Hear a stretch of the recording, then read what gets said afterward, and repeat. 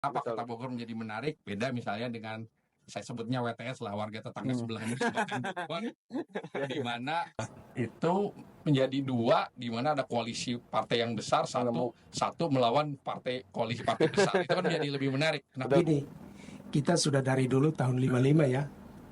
Pilihan sistem pemilu kita di pemilu legislatif itu adalah sistem proporsional. Mama yang akan ngajarin nanti pemilih pemula. Kan ketika anaknya nanya nih, Mah kira-kira saya milih siapa? Itu yang udah dinikmati di dapur, ada kecapnya, ada berasnya.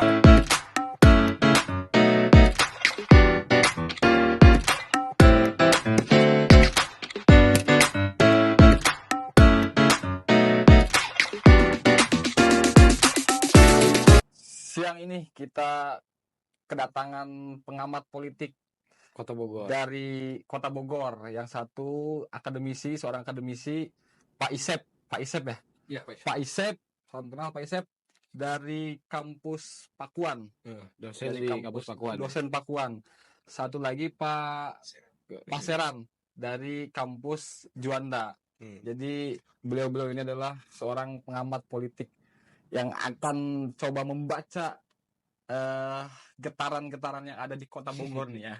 Politik-politikanya menarik karena ada 5 kandidat kan. Sangat-sangat dinamis. Nah, gimana Pak Isep? Saya mau minta tanggapannya terkait KPU kan. Kita kan berawal dari PKPU nomor 8 ya. Nomor 60 dan 70 tahun 2004 tuh tentang minimal usia kepala daerah, Putusan MK. ambang batas. Itu gimana dampak ini untuk kemajuan demokrasi ataupun seperti apa menurut Pak Isep? Baik, terima kasih. Yang pertama pastinya kebetulan saya ngajar hukum organisasi sosial politik. Jadi prinsipnya PKPU itu memberikan atmosfer yang baik dalam hal demokrasi. Kenapa menjadi baik? Agenda nasional dari mulai pemilu, kemudian pemilihan kepala daerah secara serentak ini kan bagian dari suksesi kepemimpinan, di mana siklus ini adalah untuk saringan mencari pemimpin-pemimpin yang akan memimpin suatu daerah atau wilayah sesuai dengan kriteria yang memenuhi syarat. Pasca putusan MK PKPU 60 dan 70 itu atmosfer itu membuka peluang kepada di mana kandidat karena memang secara konstitusi hak dipilih dan hak memilih ini dilindungi oleh konstitusi. Jadi dibatasi sama politisi. Nah, atmosfer itu menjadi lebih baik. Misalnya terkait Kota Bogor menjadi lebih menarik. Secara geografis kecil, 6 kecamatan, keluarlah 5 kandidat hasil penetapan oleh penyelenggara pemilihan yaitu KPU. Nah, itu kan menjadi menarik. Kenapa Kota Bogor menjadi menarik? Beda misalnya dengan saya sebutnya WTS lah, warga tetangga sebelahnya Kabupaten Bogor, di mana wilayah geografisnya luas, Hampir 5 juta, 3 juta ya DPT-nya ya. Kalau kabupaten terbesar nomor 3 kalau nggak salah, itu menjadi dua, di mana ada koalisi partai yang besar satu melawan koalisi partai besar. Itu kan menjadi lebih menarik. Kenapa Kota Bogor? Apakah Kota Bogor begitu seksi karena ada istana? Itu mau ditinggalin istananya kan? Iya. Banyak kecil bro ya. Kalau melihat tadi bicara soal terkait ini terbuka untuk semuanya, hak dipilih untuk memilihkan hak semua warga negara. Kalau misalkan kita berkaca Kota Bogor ini kan dengan jumlah DPT atau jumlah penduduk 1 juta, ini kan kalau berkaca ke Timur Leste lah ya. Timur Leste aja ketika mereka dalam pemilihan presiden, mereka calonnya bahkan sampai belasan gitu kan. Ada ini kenapa gitu kan di Indonesia atau dalam pilkada ini akan para politisi oknum politisi lah berusaha buat melimitasi terkait pencalonan para kepala daerah gitu kan untuk pesta demokrasi ini gitu kan. Untuk berkaca secara historis dalam hukumnya itu seperti apa sih Pak? Ya prinsipnya hukum itu kan ada pembatasan, ada larangan, ada keharusan. Iya betul. Keran konstitusi itu memberikan hak kepada setiap orang untuk memilih dan dipilih. Betul. Kemudian kan tentunya harus memenuhi kriteria syarat. Baik nanti ada dukungan dari partai politik pendukung, ya agak kemungkinan tipis kalaupun independen misalnya kan, karena tetap dorongan politik ya harus lebih kuat untuk mencalonkan seseorang. Semakin banyak anggaplah pesaingnya, kan peluang itu akan makin sedikit. Kalau sedikit kan artinya peluang akan lebih besar. Kalau soal ambang batas ini, kalau misalnya 0% ini gitu, setuju nggak menurut abang sebagai pengamat gitu kan, sebagai akademisi? Saya pikir kalau terlalu 0% juga kurang baik. Kenapa kurang baik? Kan kita juga namanya suatu pesta demokrasi juga perlu memerlukan ada saringan, di mana kalau terlalu 0% kok nggak ada batasnya, seolah-olah mangga aja semua. Tapi ada, walaupun nanti ada kriteria yang akan ditetapkan, misalnya sebelum penetapan kan, apapun itu, maaf ya, banyak orang yang narsis, pasang sana sini siap jadi itu. Kemudian kan ada kewenangan KPU akan diverifikasi dan lain-lain, barulah keluar penetapan setelah tentunya ya itu sudah disaring calon itu yang akan disajikan, inilah paslon yang ditetapkan menjadi kandidat berdasarkan nomor urut. Nah, itu menarik Bang ya, terkait yang Abang tadi kan. Jadi untuk calon itu kan nanti bakal difilterisasi sama KPU lah kan gitu kan, atau disaring sama KPU. Nah, kalau misalkan terkait ambang batas kan ini terkait partai juga kan gitu, kemudian kuota partai. Kalau misalkan emang di 0% kan gitu. Nah, urusan nanti verifikasi terkait filterisasi calon itu kan ada di KPU dong. Setuju gak kalau misalnya 0%? Awalnya kan tadi jawabnya terkait itu nanti diseleksi sama KPU gitu. Iya, prinsipnya gini. Kalau misalnya 0%, berarti maaf ya, semua partai kan punya hak untuk mencalonkan. Lebih seru, lebih banyak gitu. Iya, lebih seru. Tapi kan dalam hitungan, maaf ya, secara matematis kalkulatornya teman-teman di partai atau di para politisi, kira-kira partai yang tidak punya akar, masa kita ajak di koalisi misalnya. Sama ya. Iya, misalnya kan ada hitungan-hitungan, tentunya juga nggak sembarangan orang ketika misalnya menyajikan ini pasti ada hitungan politisnya. Saya harus berkoalisi dengan ini, apa sih misalnya kontribusi dari teman yang akan kita ajak koalisi, kan gitu. Kembali lagi menurut pengamatan saya ya, mudah-mudahan saya nggak keliru. Setujunya berapa? 4%, 5%, 4% atau berapa persen? Atau misalkan setuju dengan MK udah ini aja sampai seterusnya gitu? Ya kalau saya sih, kalau melihat ya setidak-tidaknya partai yang akan menyuarakan dengan ada basis dukungan massa ya paling minimal 5% lah. 5% hitungan saya ya, hitungan saya itu pribadi ya. Karena MK melihat dari sosiologis atau lokus dari wilayah juga kan, ada yang 9% itu di atas 7 juta kan. Ya, ada dengan yang 5% kan, melihat jumlah penduduk DPT di suatu daerah, apalagi sudah DPT, misalnya Kota Bogor kan 1 juta, di mana kalau kita lihat yang paling banyak justru di Gen Z ini ada 400 ribuan itu yang harus menarik bagi 5 paslon ini untuk gimana ngasih ruang buat yang Gen Z ini. Kalau mau mendulang suara kalau mau mendulang suara dengan. Tapi menurut Bapak siapa yang potensi mendulang suara Gen Z terbanyak dari 5 paslon ini ya? Kalau lihat yang disajikan Pak Atang lebih seksi kayaknya. Karena apa tuh maksudnya? Dengan tampilan maaf ya, warna pinknya Mbak calon wakil itu mendekati teman-teman kaum Gen Z atau milenial, di mana bahkan beritanya kan beliau termasuk selebgram juga. Artinya ada ruang. Anda itu usianya baru 25 tahun. Ada ruang. Umuran sama kita nggak jauh beda. Kaum muda diberi ruang, di mana kalau teman-teman biasanya kan akan lihat, ini bagus nih patronnya muda. Apalagi anak-anak muda biasanya ngikutin trennya yang muda. Meskipun ya nggak jaminan juga yang muda diikutin trennya. Kalau menurut Pak siapa Pak Boris? Pak Seran, maaf tadi soalnya kita kenalnya Pak Boris. Pak Seran gimana tanggalan akrabnya untuk mendulang suara Gen Z ini, kira-kira pasangan mana nih yang paling berpotensi kan? Mungkin saya belum menjawab yang itu ya. Saya jawab yang tadi soal penerapan ambang batas tadi ya. Saya melihat nih, kalau saya tidak setuju penerapan ambang batas itu 0% atau apapun lah. Yang sekarang kan 4% nih. Karena gini, satu tujuan dari pemilu ini kan kita memilih pemimpin. Nah, pemimpin ini kan harus mendapat suara amanah dari pemilih rakyat kan. Kalau parliamentary threshold itu, ambang batas parlementer itu patokannya berdasarkan suara kan. Seberapa besar parpol itu memperoleh suara untuk masuk ke dapat kursi dapat kursi nantinya DPR presentasinya DPRD. Berarti patokan basisnya kan perhitungannya adalah suara pemilih kan.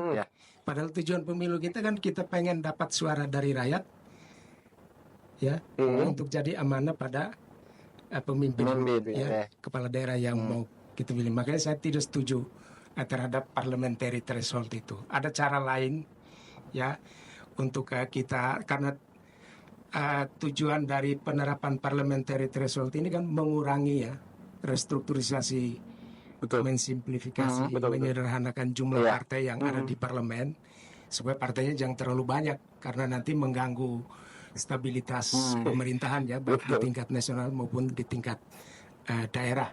Nah, dasarnya kan penyederhanaan kepartaian nih. Kalau penyederhanaan partai kita nggak usah pakai basisnya dengan memotong suara pemilih tadi. Satu, kalau saya syarat pada saat sebagai peserta pemilu ya, pasal 6A ayat yang kedua ya di Undang-Undang Dasar 45, bahwa kemudian di pasal 22E ya ayat yang kedua ya dan ayat yang ketiga ya, itu dasarnya adalah partai politik sebagai peserta pemilu. Nah, di situ syaratnya kita perberat. Satu, harusnya diperberatnya adalah mulai dari ya pada saat KPU melakukan verifikasi baik administrasi maupun faktual terhadap partai, seluruh syarat-syarat. Misalnya gini, mulai dari satu dicek 100%, misalnya ya, punya kantor tidak di tingkat pusat. Tapi kan memang itu yang dilakukan kan? Lanjut dulu. Ya. Itu memang kan itu yang syarat dilakukan untuk kan menyederhanakan. Kalau partainya tidak cukup untuk ikut serta pemilu, cukup aja menjadi partai politik. Cukup menjadi partai, nggak usah ikut di dalam pemilunya. Misalnya syarat pendirian parpol, syarat kantor, pembukaan cabang harus sampai pada tingkat misalnya kecamatan misalnya ya, harus ada. Sampai kantornya kita lihat ya syarat-syarat itu. Memenuhi 100% baru bisa ikut pemilu. Karena itu bagian dari nanti dia akan melayani masyarakat. Kalau dari sisi parpolnya sendiri tidak siap ke arah situ, ya sudah, dia tidak perlu ikut pemilu. Itu satu ya. Syarat kita perberat. Yang kedua, ini di soal substansi pemilunya, yaitu daerah pemilihan. Daerah pemilihan kan kita lihat ya, ini kalau di Kota Bogor kan namanya district magnitude, besaran daerah pemilihan, jumlah kursi yang diperebutkan di setiap daerah pemilihan, ya 6 daerah pemilihan ya di kita. Ini kan rata-rata sekitar 8, 9, 10 kursi ya. 8, 9, 10 kursi. Karena rentang daerah pemilihan kita untuk tingkat kabupaten kota yaitu besarannya adalah 3 sampai dengan 12 kursi yang disediakan. Tapi karena di Kota Bogor itu ada 50 kursi, ya makanya disebarkan, dialokasikan berdasarkan jumlah penduduk yang ada di masing-masing daerah pemilihan ya. Di situ tadi makanya gini, kuncinya adalah besaran daerah pemilihannya dikasih menengah atau diperkecil. Misalnya 3 sampai dengan 6 atau 3 sampai dengan 8. Kalau besaran daerah pemilihan jumlah kursinya diperkecil, maka kompetisi politiknya makin besar itu, makin besar ya. Jadi kalau partainya tidak dapat kursi, sudah dia tidak akan lolos masuk di. Tapi Bang, itu gitu, ya. aku mau nanya terus kan, kalau misalkan sampai buat kantor per kecamatan, otomatis nanti biaya politik, kos politik juga itu urusan partai politik. Kenapa dia harus mendirikan, sekelompok orang mau mendirikan partai politik satu suara berapa? Kan ada anggarannya satu suara berapa? Itu buat ini kan. Sebenarnya kalau itu konsekuensi dari pendirian partai politik kan. Konsekuensi dari pendirian partai politik makan biaya politik yang besar, nanti biaya politiknya pun dihitungnya dari mana? Partai politik uang keuangan politik dihitung dari mana? Dari daerah, dari negara? Anggaran dari negara juga kan ada. Nggak ada urusan itu. Yang kalau mendirikan partai politik harus mandiri, harus awalnya mandiri ya. Awalnya kecuali dia sudah ikut monetasi baru akan bisa ini. Itu kan kalau dia bergantung pada negara dengan diberikan dari APBN atau APBD, itu apa yang mau kita harapkan dari partai politik? Itu terkooptasi oleh kepentingan negara. Dia tidak bisa mewakili rakyat ya. Betul. Mewakili rakyat, karena tujuan pertama dari partai politik didirikan adalah untuk mengumpulkan semua kepentingan rakyat yang sama ideologinya, sama nilainya ya. Maksudnya ditakutkan kalau begitu nanti yang bisa ikut berpartai itu hanya orang yang punya duit, Bang. Lalu masa nanti sih? yang nggak punya duit kan Masa- ya Mas kan harus ada sekretariatnya di setiap Masa- kecamatan kan. Masa anggotanya harus punya duit? Untuk itu tergantung biaya- pada itu soal manajemen. Tergantung pada setoran partai. Tergantung itu manajemen partainya. Supaya Oh, partai iya. itu mandiri, maka dia harus atur. Misalnya dari anggotanya berapa banyak. Partai itu punya anggotanya harus berapa Iya. banyak. Pada saat pendirian ya harus berapa banyak. Betul. Nah dari situlah dia kelola. Bisa soal iuran dan lain-lain ya. Siap. Kalau kita belajar dari negara-negara yang sudah maju seperti itu, partainya mandiri, dia tidak perlu tergantung pada negaranya mau dikasih duit, mau bikin. Sekarang kan ada mau anggarannya bikin- dikasih duit terus. Ya? Mau dibikin APK aja dikasih duit. Iya, dari negara. dikasih duit ada anggaran-anggarannya kan. Dari negara itu mau gimana? Ah. Mau mandiri gimana Agak partai politiknya? agak rumit juga ya. Ada contoh di negara lain apa? Kalau money politik kan memang nggak boleh karena itu pidana pemilu. Betul. Nggak boleh itu. Jadi yang dibantu oleh negara adalah penyelenggaraan pemilunya, penyelenggaraan Iya, pemilu ya, penyelenggara pasti penyelenggaraan dibantu. pemilunya. Jadi bilangnya biaya besar, biayanya besar dari mana? Kita tidak perlu menghitung biaya yang dikeluarkan oleh calon, Ya. dikeluarkan oleh partai politik. Nah, namanya di demokrasi itu kan melibatkan banyak orang. Hitung aja bisa bikin satu suara, satu pemilih, satu surat suara. Kira-kira satu surat suara itu misalnya kita hargai 2.000 misalnya. Bukannya sekarang dihargai Dikali, gimana ya? dikalikan. Yang di PRRI ya? Dikalikan, coba dikalikan berapa itu? Ukurannya dari situ aja. Ya pasti berapa namanya juta demokrasi kertas itu suara mahal. ya? Ada anggaran yang partai yang dengan anggaran paling besar kan dengan jumlah suara paling besar itu ada di PDI kan hari ini hampir berapa miliar tuh dia tuh. Kalau dikotakan PKS ya. Iya. Di kota PKS. Iya. PDIP kalau nggak salah Iya. 3 ya urutan yang ketiga ya. Yang kedua Golkar ya. Yang kedua Golkar. Jadi ya berarti kan tadi contoh di negara maju Kalau- di negara maju yang Kalau mana? kata Pak? Ya. Pak Bang, maaf, kalau kata Pak Isep gimana terkait tanggapan Bang Negara maju Amerika. Ya, rata-rata Eropa Barat. kalau saya lanjut ya, pertama hak sipol ini kan sipil politik sudah pasca reformasi kan dibuka kerannya besar, di mana akhirnya animo buat partai politik begitu ini kita akhirnya jadi yang awalnya cuma dua partai politik yang tegas-tegas, satu setengah hati lah akhirnya walaupun menyatakan partai politik, ketika dibuka keran itu kan akhirnya animo untuk jadi mendorong multi partai akhirnya kan. Dan multi partai ini ya sebetulnya seleksi secara alami betul rakyat yang seleksi secara alami. Tadi saya ya sepakat dengan Bang Syara ini kalau partai politik ya nggak semua partai politik jadi partai politik peserta pemilihan umum karena ada apa penetapan KPU dan lain-lain, verifikasi faktual dan lain-lain. Intinya masuk semua kan? Nggak semua ada partai politik yang tidak ikut. Iya. Hampir rata-rata semua ikut ya. Partai Umat kan? Kalau yang tercatat di Kemenkumham kan ratusan. Iya ratusan. Oh iya, ratusan. Partai daerah. Yang kemarin kan hampir yang tidak masuk kan Partai Umat tuh sama KPU kalau nggak lolos. Ya kalau nggak Tapi ada ini. Akhirnya lolos kan? Tapi kan tuh ada ini juga kan, apa ada sebuah penjualan apa segala macam ya. Ada ini juga bocor-bocoran tuh di KPU pusatnya ya. Katanya penjegalan, makanya kan sempat ramai yang Partai Umat itu dulu.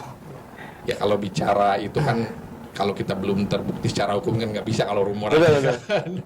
Harus ada pembuktian secara hukum bahwa terjadi suap atau gratifikasi dan lain-lain misalnya. Nah kalau ruang partai politik sementara di Indonesia kan beda dengan negara maju misalnya cukup 2 kontestan, kalau nggak Republik Demokrat misalnya kalau nggak Partai Buruh ini rakyat juga akan gampang. Ketika menilainya juga gampang, misalnya secara sanksi moral yang ini nggak sesuai besok beralih ke sana. Kalau kita kan bingung dengan multi partai sama kayak teman-teman advokat sekarang kan multibar, sangat multibar gitu. Bisa pindah dari satu ke satu. Nah itu jadi ya atmosfer dibukanya hak sipil politik kemudian dibuka kerannya lebar ya pasca reformasi ya satu sisi bagus ya dalam rangka kehidupan demokrasi, tapi kan ini apa ketua mungkin nyambung dikit ya yang tadi ya. Jadi gini, kita sudah dari dulu tahun 55 ya. Pilihan sistem pemilu kita di pemilu legislatif itu adalah sistem proporsional.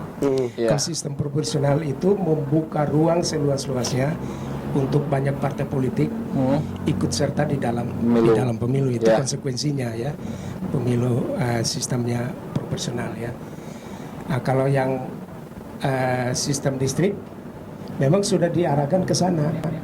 Jadi pasti ada apa namanya, dua partai yang akan muncul ya, dua partai yang akan muncul di situ ya. Nah, ini karena kenapa banyak partai politik ini? Ya, salah satu konsekuensi pilihan kita pada sistem proporsional yang membuka ruang pada banyak partai politik untuk ikut serta di dalam pemilu kita. Nah, dan kita sudah meyakini dari dulu bahwa sistem proporsional ini yang memberikan ruang banyak partai politik. Banyak partai politik ini merepresentasikan banyak suara dari rakyat yang beraneka warna sesuai dengan partai lah ya, ideologinya. Nah, ini yang menurut kita pas lah ya, representasi secara politik dari pemilih, dari rakyat melalui partai-partai politik. Nah, ini yang diakomodir di dalam sistem proporsional kita, kira-kira seperti itu. Oke, Bang, kita kembali lagi ke Kota Bogor nih ya. Kita kembali lagi ke Kota Bogor yang tadi kan ada 815.000 DPT yang ada di Kota Bogor hari ini. Ada 1.500 TPS dan 20%-nya generasi Z, Bang, yang akan memilih. Menurut Abang tuh calon-calon ini yang ada hari ini harus seperti apa tuh? Yang tadi kan kalau Bang udah menjelaskan tuh, yang lebih akan berpotensi meraup suara Gen Z siapa? Dari Makaindah. Dari 5 pasangan calon yang ada ya, 5 pasangan calon. Saya lihat dari data KPU-nya kan dari 800 sekian lah ya, 15.000 sekian, DPT 15.008 kalau salah.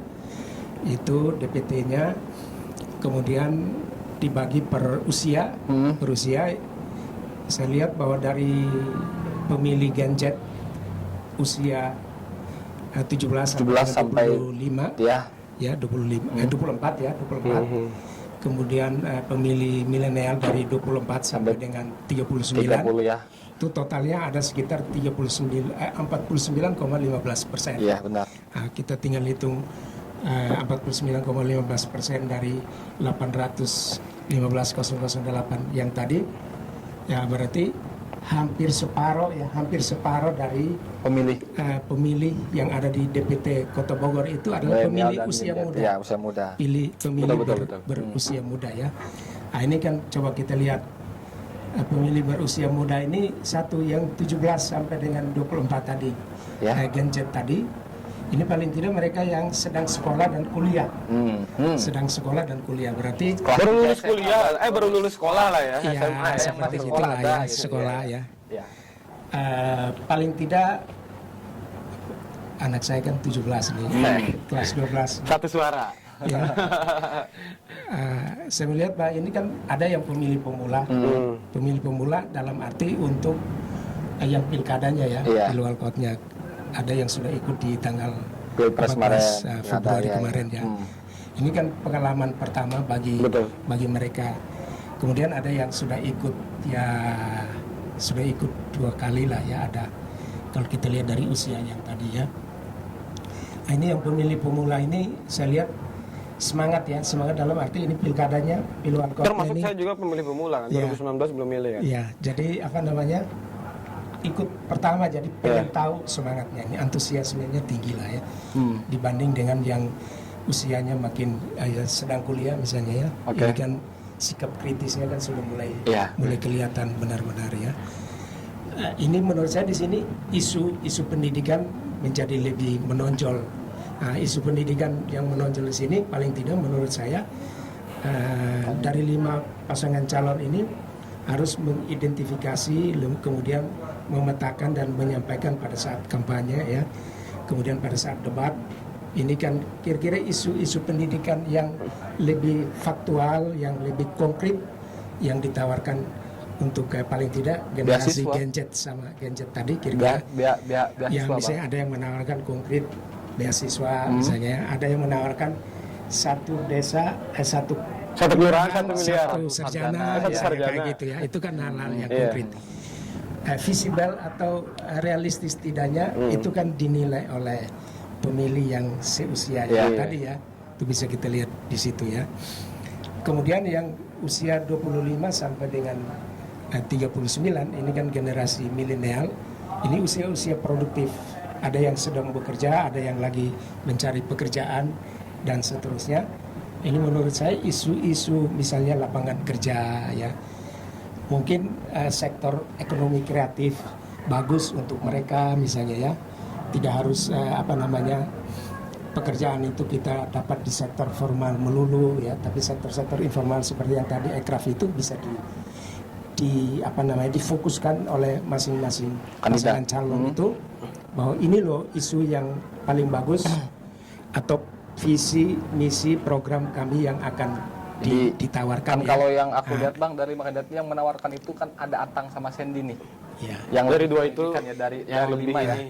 Dari seperti itu kan paling tidak segmen pemilih mana yang akan dibidik oleh paling tidak 5 pasangan calon pada usia yang tadi ya, 20 umur yang tadi. Satu, kita bisa lihat dari sisi figurnya ya, figur.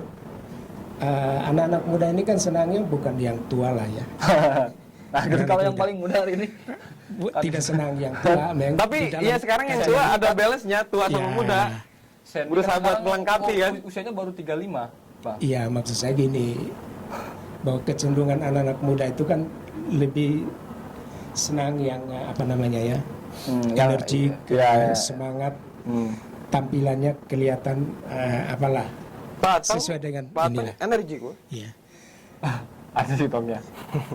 Akun TikToknya energi. Selera muda lah ya, pikiran yang fresh lah sedikit ya. Ada ke arah sana ya. Mungkin dari sisi usia itu dari 2 kelompok usia tadi menurut saya akan cenderung ke Sandy dan Bu Meli ya. Akan cenderung ke situ. Baru diikuti dengan mungkin dari si di Pak Atangnya ya. Ada Anida di. Ya itu Pak Atangnya maksud saya Anidanya yang bisa meraup suara Gen Z dari sisi itu mungkin bisa ya yang kedua. Mungkin yang ketiga baru ke Bu Rena sama Pak Dokter. Pak Eka ya. Pak Dokter sama Eka ya. Oke, Bang. Baru yang terakhirnya kan ada dokter itu ya. Dokter Enda sama Eka. Nah, Bang, ini aku mau nanya nih, Bang. Kan dokter itu cenderungnya ke mak-mak itu lebih suka kalau ini. Oh gitu ya. Tadi udah enggak tapi ada segmen yang berbeda. Ini kan karena tadi kita ngomong yang kelompok usia muda, nanti yang kelompok tua. Oke, ini kan maksudnya kita ini kan bicara tata kelola nih ya, tata kelola untuk kota gimana sih? Misalkan kita mau mencontoh Surabaya yang sudah mendapatkan penghargaan sebagai salah satu contoh tata kelola yang baik kebijakan publiknya. Nah, ini kan kita ada, kalau misalkan kita melihat dari background kandidat masing-masing, ada 2 kandidat nih yang sudah berpengalaman. Pertama itu ada Renada Dina yang sudah berpengalaman. Ya, dia sudah ada di pemerintah. Pak Deddy Rahim sama Pak Deddy Rahim kan sama jenderal kan, eksekutif sama legislatif. Dan Atang. Nah, ini menurut Abang nih, kira-kira mana sih yang lebih cocok ataupun yang lebih bagus? Kombinasi yang mana nih? Kombinasinya.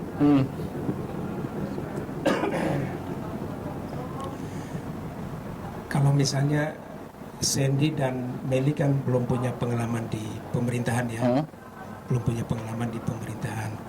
Kemudian Dokter Yarendra sama Eka Maulana juga belum punya pengalaman di situ ya. Kemudian kalau Pak Deddy Rahim dengan Pak Janal kan sudah pengalaman tadi disebutkan Pak Deddy di pemerintahannya di eksekutif daerahnya, kemudian Pak Janal kan di legislatif ya. Daerahnya bisa dipadu bahwa Pak Janal sudah tahu tentang legislatifnya seperti apa, kemudian Pak Deddy-nya eksekutif daerahnya ya. Memang kalau kita lihat dari beberapa survei dan beberapa penelitian di negara-negara lain juga sama ya, terlebih di negara-negara Amerika Latin ya, yaitu satu faktor keikutsertaan petahana di dalam pemilu atau pilkadanya. Pak Deddy kan, Pak Jenal kan boleh kita katakan sebagai petahana ya. Petahana kan di sini ya. Keunggulan dari petahana itu adalah satu, dia kan sudah punya pengalaman. Yang kedua, orang kan sudah mengenal figurnya seperti apa. Kemudian yang ketiga, ini dasar kinerjanya sudah bisa dinilai. Dinilai dari sini. Ini adalah 3 faktor ini yang menjadi determinan terhadap keunggulan dari petahana dibanding dengan pasangan calon yang lain. Tapi itu ada segmennya tertentu. Nah, makanya tadi balik lagi, kalau di usia misalnya 40-an ke atas misalnya ya, atau rata-rata misalnya taruh 35 ke atas lah ya, tentu mereka kan punya pilihan lain juga, tidak sejalan dengan yang pemilih-pemilih milenial dan Gen Z tadi ya. Benar. Nah ini kita bisa lihat masing-masing figur itu kan bisa merepresentasikan kelompok-kelompok sosial tertentu, basis dukungan elektoral masing-masing. Taruhlah misalnya gini, Pak Dr. Ryan sama Eka Maulana ini kan diusung oleh dua partai yang boleh dikatakan partai PKB, hijau ya, ya. partai hijau ya, PKB sama Partai kanan ya. P3, Islam kanan lah boleh kita sebut. Tapi sebenarnya bukan Islam kanan ya, PKB dan P3 itu Islam tengah, bagian kanan tengah ya. Belum ke kanan ya. Kalau PKS itu adalah kanan. Kalau kita lihat dari segmen pendukungnya, seperti itu. Masing-masing sudah misalnya PKS itu kan didukung oleh kelompok masyarakat pemilih yang sudah well informed ya, yang terdidik. Masyarakat ya menengah di perkotaan sini ya. Makanya kita lihat bahwa basis dukungan mereka itu tidak bergeser. PKS. Ya PKS tidak Kalau di bergeser. Kota Bogor makin meningkat ya. Ya tidak bergeser lah ya. Paling tidak ukurannya 2 pemilu yang terakhir bisa kita jadikan ya. Jadi fix lah gitu. Jadi parameternya. Nah, kalau berdasarkan itu artinya ada peluang bahwa PKS yang mengusung Pak Atang dan Bu Neng Anida itu bisa saja memenangkan. Bicara soal PKS nih, Pak. Seperti itu. Bang ya? Soal PKS ini kan hari ini kan kita lihat nih, PKS kan sudah Pak Isep ya, sudah memenangkan di legislatif, bahkan jadi ketua DPRD. Nah, ketika misalkan nih Pak Atang dapat atau terpilih sebagai wali kota Bogor, nah ini akan mempengaruhi nanti ke depannya terkait public policy atau enggak nih, terkait kebijakan publik yang dikeluarkan sama wali kota. Apakah ini akan mempengaruhi, ada kong kali kong, harusnya kan nantinya takutnya fungsi dari legislatif ini kan sebagai controllingnya kan ya, karena apalagi kan Pak Atang ini kan mantan ketua sebelumnya, dia kan lebih senior lah daripada ketua yang sekarang gitu kan.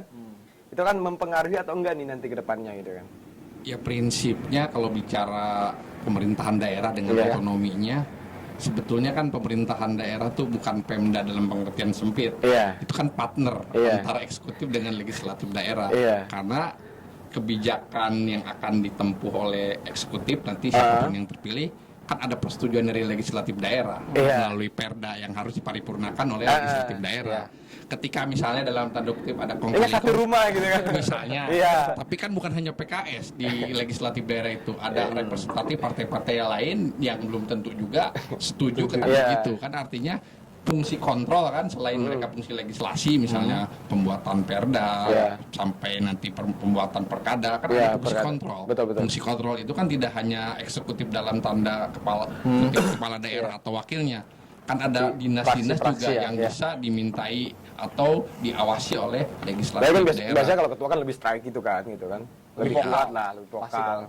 Iya, tapi kan kembali lagi. Kursinya juga banyak kan, dapatnya kan. Kursinya banyak. Ya, yang diharapkan justru kalau misalnya qadarullahnya Pak Atang dengan wakilnya, kan justru sifat partnernya ini yang harus ditunjukkan untuk kepentingan rakyat banyak. Misalnya kebijakan itu populer untuk rakyatnya ketika ngambil perda, misalnya pengentasan kemiskinan, justru harus populer dengan masa yang memang mengamanahkan misalnya kita nggak tahu qadarullahnya siapa di antara 5 paslon ini. Nah kan kalau Pak Atang yang menang ini bakal jadi Depok Part 2 gitu. Jadi kalau itu kan artinya gini, kalau memang dalam tanda kutip itu hal yang positif untuk kepentingan terutama Kota Bogor rakyatnya, kan sebetulnya nggak ada masalah. Toh publik juga bisa ikut mengawasi. Misalnya rakyat kan bisa juga melalui pembentukan opini di surat kabar, atau juga bisa ngasih masukan melalui DPRD ketika ada rapat dengar pendapat dan lain-lain. Juga kan masukan-masukan oleh teman-teman. Apalagi saya dengan teman-teman mahasiswa kan sering gerak tuh. Betul. Sama ada mahasiswa. Nah, parlemen jalanan misalnya, kalau tidak diingatkan sudah nggak bisa. Artinya justru harapannya kalaupun siapa yang terpilih qadarullahnya harus didukung oleh legislatifnya. Meskipun tetap harus jalan fungsi check and balance, tetapi kan partner ini kan harus jalan. saling mengawasi, dalam fungsi lain juga harus bekerja sama sebagai partner. Misalnya Pak Atang menonjol ya. iya kan, misalnya Raperda itu bisa aja dari usul inisiatif anggota dewan atau melalui praksi atau melalui nanti bentukan pansus khusus, atau bisa juga rata-rata ya dari eksekutif. Nah, jadi kan kalau dari 5 calon ini, misalnya kita lihat lah, banyak publik yang beropini bahwasanya hari ini kan yang punya basic suara yang jelas itu Pak Atang lah, dengan ideologi PKS-nya itu kan, ideologi kanan lah. Kalau kata abang kanan lah, kanan kan, itu udah nggak bisa diganggu-gugat katanya kan.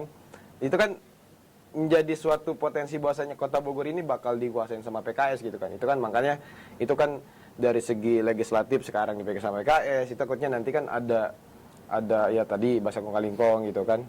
Jadi kalau misalkan melihat yang bisa menyaingi Pak Atang dari segi kekuatan Pak Atang ini dari 4 calon selain Pak Atang, itu siapa ini yang lebih kuat bakal menyaingin Pak Atang gitu kan? Kalau prediksi saya ya, Pak Dedi dengan Pak Jenal. Tadi dengan Pak Jenal. Ya kalau prediksi saya, kenapa? Pertama itu hitungan yang 3 menurut Bang Sera itu kan. Survei carta politika sih gitu. Tapi kan ini 39%, Pak Atang 28,9%. Ya kalau lihat prediksi ya. Kan GM kan kalah di dapilnya kan. Iya, dapilnya kalah, tapi kan Modal itu apa sih jadi suatu modal, misalkan ada pertimbangan misalnya sekarang kan yang jadi RI satunya dari partai yang sama dengan Pak JM misalnya kan. Diuntungkan lah ya. Tapi Ini kan hitungan saya ya, pengamatan prediksi dua saya. calon dua ketua umum partai itu udah ke Bogor semua, udah ke Bogor kan dari. Kayak Pak Seran ini tadi sih kayaknya kurang setuju nih kalau apa anda tadi waktu saya nggak setuju, saya ngelihat Pak. Sebagai generasi Pak Atang ya.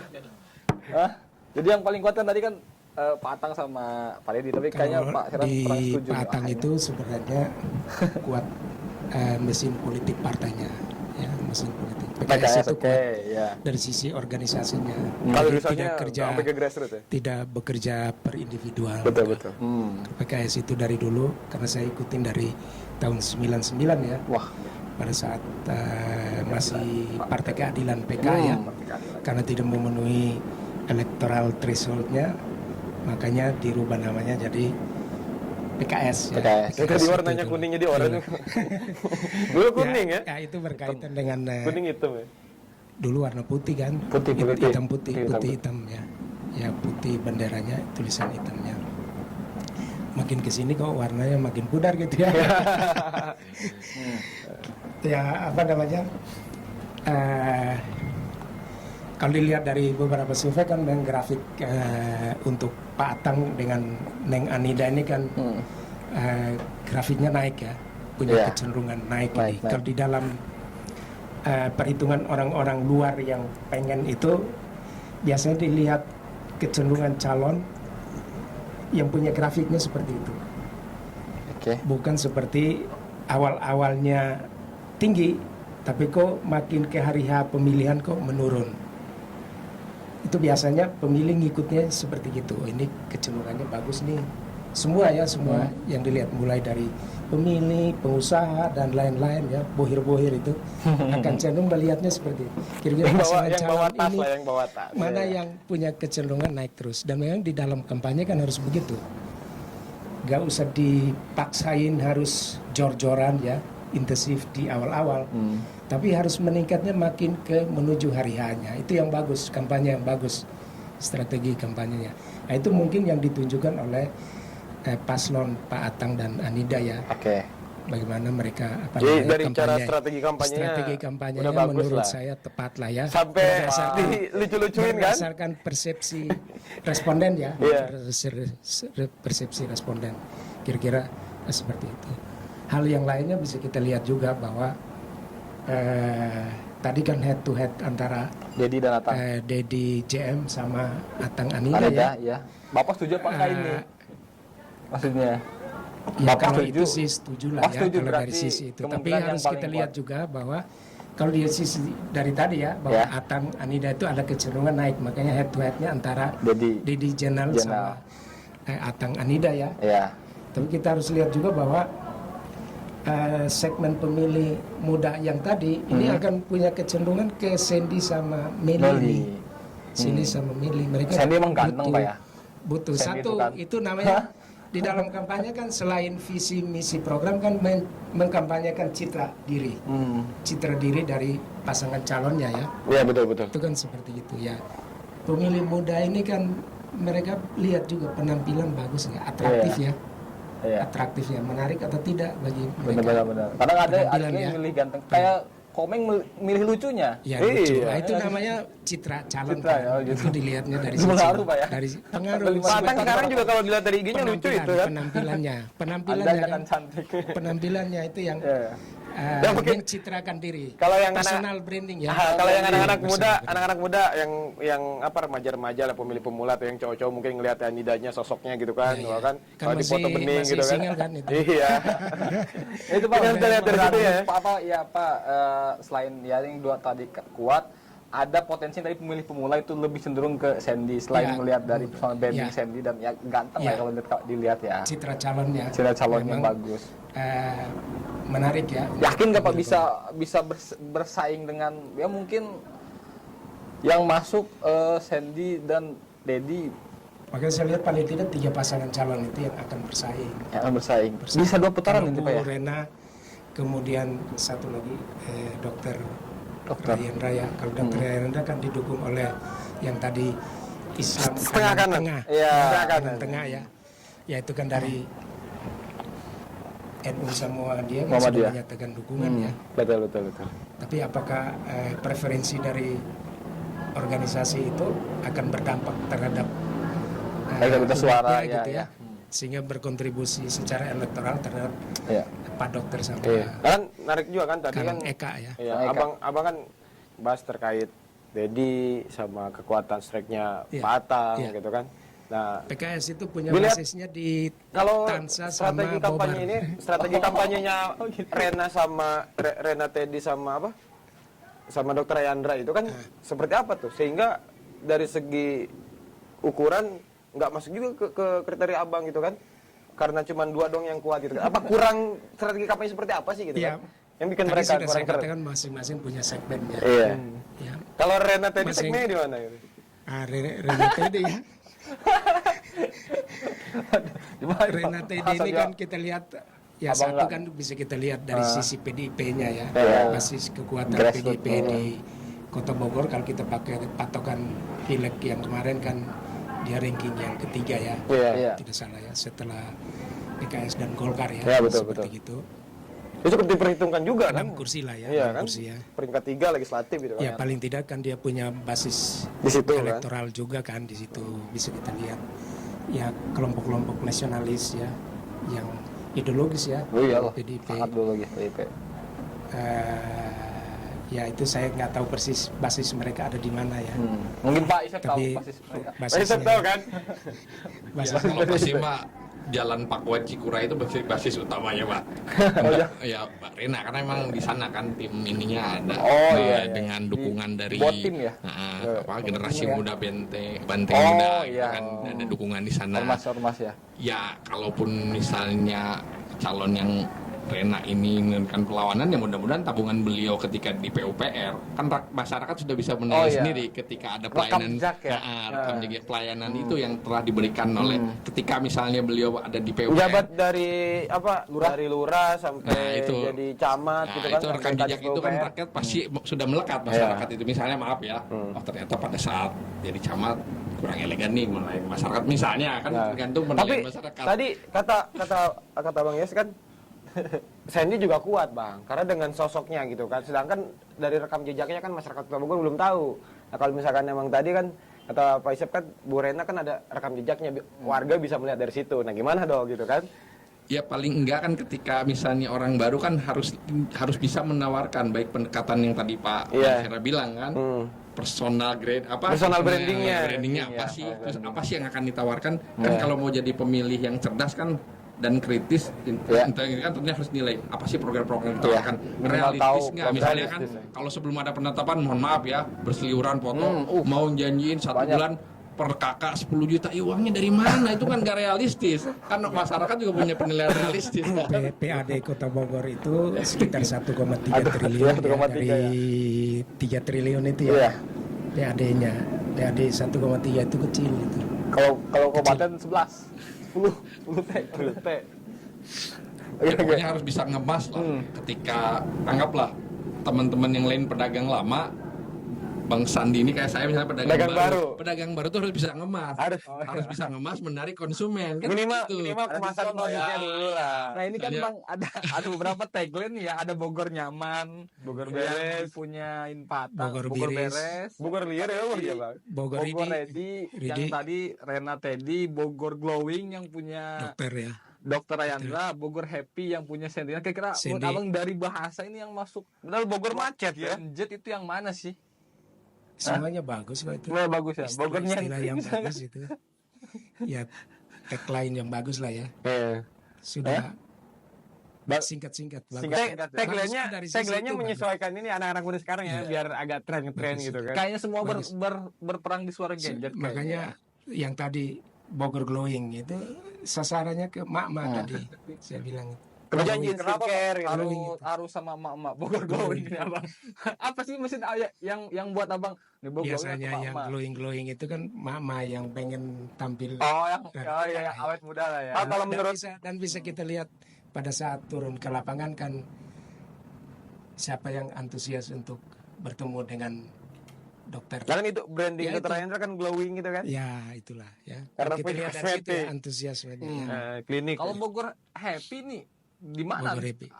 Antusiasnya Bogor happy. Bogor happy. Happy aja itu. Gimana Bang? Ya konteks happy ini apakah memang masyarakat Kota Bogor ini kurang bahagia gitu kan?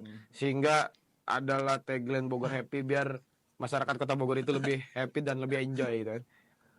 Ya mungkin jangan sedih lah ya.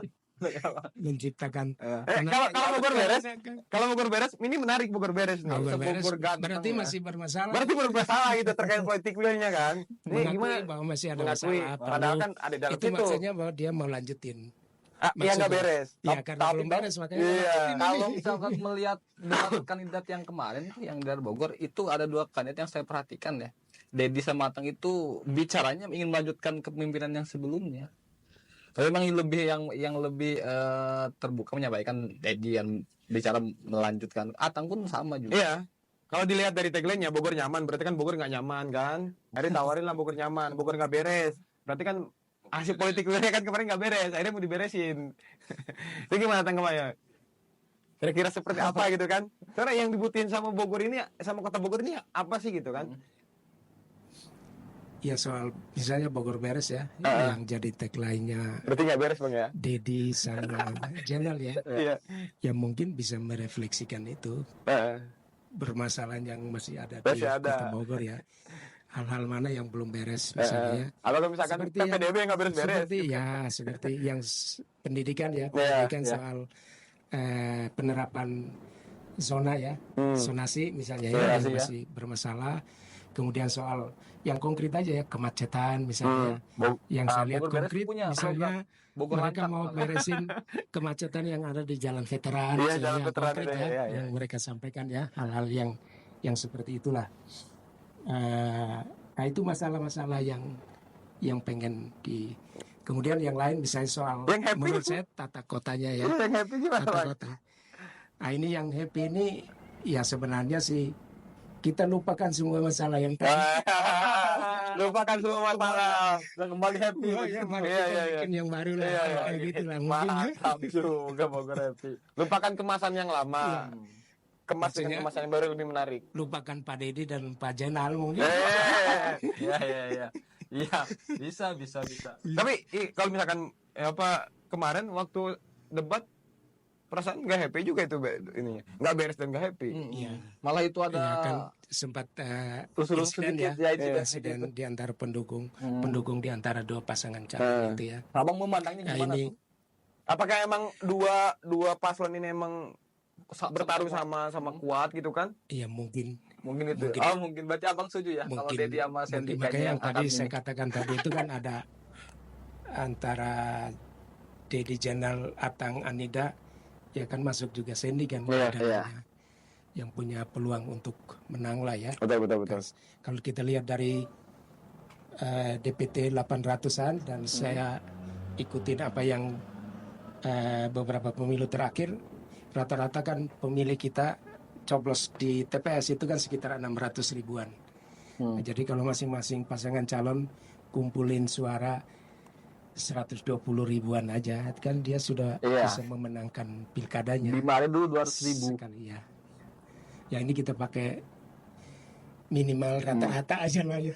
Rata-rata minimal dari situ. Di antara 5 pasangan yang menarik tadi calon yang Sandy, yang Sandy kan termasuk kuat juga kan kata Abang kuat juga. Termasuk kuat. Kalau saya ini kuat kekuatan memang kekuatan dari grassroots tapi memang kekuatan dari istana ini. Karena kemarin kan ada juga ke Bogor. Iya tuh ketum ke Bogor langsung yang turun yang kampanye. Oh yang Bapak iya oh yang nebeng ya. Oh yang nebeng. Ada kesini kan? Ada Kaisang. Ketumnya ketum partainya langsung. Apakah itu emang menjadi sebuah kekuatan gitu kan?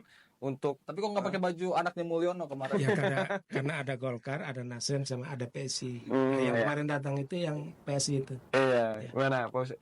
Ya kalau saya melihat kan mendukung ini kan pencitraan itu akan dibangun semenarik mungkin. Nah, jika pencitraan itu misalnya dianggap berhasil juga mendorong RI1 dengan putranya naik.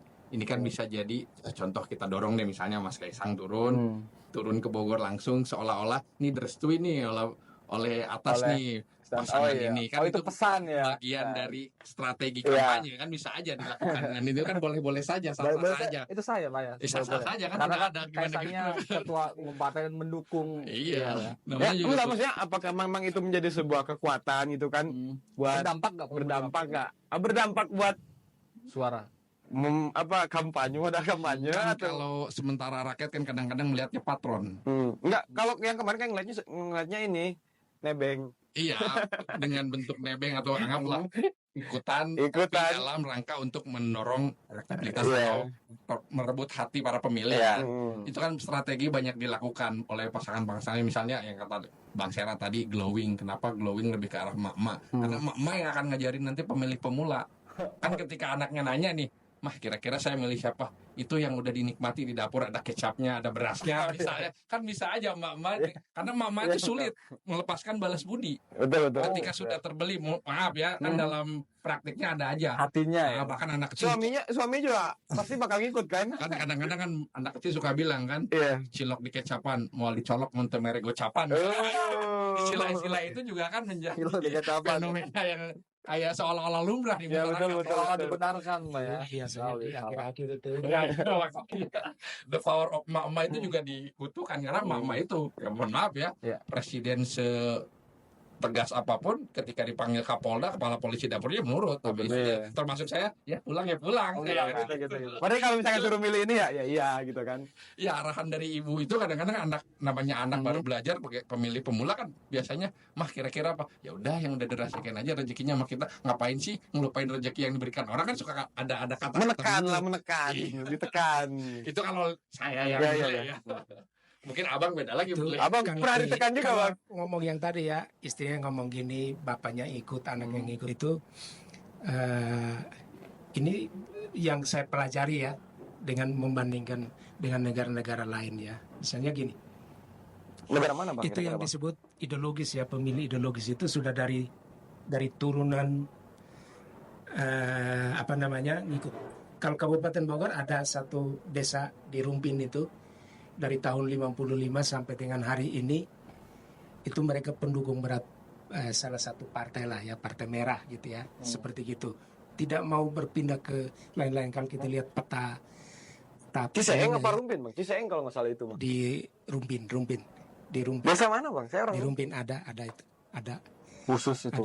Takut dimasukin nanti sama PKS. Rumpin itu bukan Ciseeng. Nah, nanti dicari tahu deh ya ke KPU kabupatennya. Ya, ada petanya diwarnain sesuai dengan warna partai politiknya. Ya.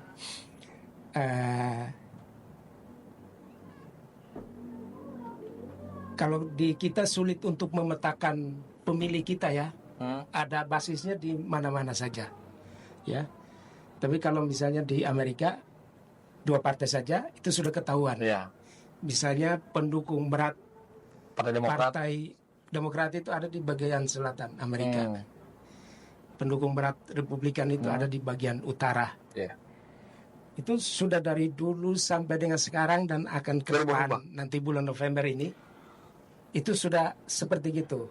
Nah, makanya calon yang memenangkan pemilu presidennya itu adalah di antara kedua partai itu. Pemilih-pemilih yang masih mengambang. Nah, pemilih mengambang ini biasanya anak-anak muda di sini yang belum punya pilihan. Nah, disitulah menangnya mereka di situ. Karena yang tadi obrolan di keluarga ini sudah sehari-hari obrolan keluarga itu adalah contoh konkret politik yang mulai dari rumah tangga itu di situ, identifikasi partai ada di situ. Tapi saya lihat bahwa di kita masih belum ke arah situ, masih terpengaruh dengan yang tadi gocapan tadi. Cilok kecapan. Nanti subuh sama Isa biasanya. Biasanya kan ya serangan fajar kayak gitu. Makanya yang tadi saya katakan bahwa itu mungkin bentuk strategi yang paling akhir, yang paling bagus ya menurut calon partai dan seterusnya. Biasanya kata orang jangan gembur-gembur di awal, di akhir aja kan. Yang lain kan pada lupa. Walaupun ini dia kasih 10.000 doang, tapi dia ingat yang tadi kasih namanya ini ya. Sudah dia coblos. Yang lain itu yang tadi grafik naik yang tadi itu. Kecenderungan dilihat yang tadi. Betul. Nunggu di saat-saat yang terakhir lah ya, diambil di situ. Kira-kira bentuk yang tadi nggak boleh, itu perbuatan pidana aja. Saya tuh Nggak boleh. Nggak boleh juga tuh cilok di kecapan ya. Nggak boleh. Sudah bisa dipidana ya cilok kecapan kan. Nah, kira-kira Bang, untuk Bang Yas terkait kapasitas yang memang paling ideal dibutuhkan untuk memimpin Kota Bogor ini, pemimpin yang seperti apa sih gitu kan, yang memang bisa membereskan, nanti masuk slogan juga kan, bisa menyelesaikan lah, membereskan nanti itu menjurus ke salah satu kan? Menjurus ke salah satu paslon dan menjerumuskan yang sebelumnya kan belum beres berarti Bang ya. Terlepas dari partainya Bang, kita bicara figurnya. Kita figurnya ya. Kalau dilihat dari beberapa hasil survei ya, makanya sebenarnya Pak Iusnya hadir sih bagus ya. Ada 3 faktor yang tadi di awal sudah saya katakan sih, yang mempengaruhi perilaku pemilih kita ya, preferensi politiknya ya. Yaitu satu, biasanya yang dilihat kan orang yang sudah berpengalaman. Nah, kemudian pengalaman ini menunjukkan 2 hal ya. 2 faktor yang berikut, yaitu satu yang berkaitan dengan dia mengenal calonnya karena pengalaman tadi. Kemudian yang kedua adalah mengenal kinerja dari orang itu, sehingga mereka tidak akan lari kemana-mana lagi. Selain dengan dukungan dari 3 faktor tadi, ini akan mempengaruhi perilaku memilihnya pada saat hari H-nya nanti. Itu ini dari 3 faktor ini kan kita bisa menimbang di antara 5 pasangan calon ini. Siap. Di antara 5 pasangan calon ini kira-kira ini menjurus kepada ready kah, beres kah, happy kah, glowing kah, dan seterusnya lah ya. Seperti gitu. Mungkin dari Abang ya, kalau saya terutama kalau lihat figur ya pastilah kalau jadi pemilih yang cerdas dan kritis itu harus lihat dulu orangnya. Bogor cerdas nggak ada. Iya, maksudnya jadi pemilih yang cerdas dan kritis, punya integritas kan harus melihat dari 5 pasangan yang ditetapkan, kira-kira program yang akan ditawarkan apa aja, harus realistis kan, ada penilaian. Kemudian juga lihat sosoknya amanah apa omong-omong doang selama ini kan. Kemudian juga kan nilai kejujuran juga bisa dilihat dari ucapan dan tingkah laku, karena kan kerja nyata lebih baik dibanding ngomong semata kan, itu praktiknya yang harus kita lihat itu.